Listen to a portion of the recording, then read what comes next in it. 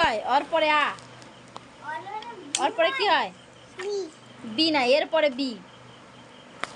Or পরে আ, বলো। লেখো লেখো লেখো। আ। অর পরে বি হাই থাম না, থামো তো, সে যা পারে গো। আচ্ছা দাও, আমি মুছে দিই, মুছে দিই। और बहुत बी हो। হ্যাঁ সি। কত পেরেছো? বাবা অনেক পেরেছো তো। আবার আবার লেখো, আবার লেখো। এবারে এবারে আদি মাধ্যমিক দিবে।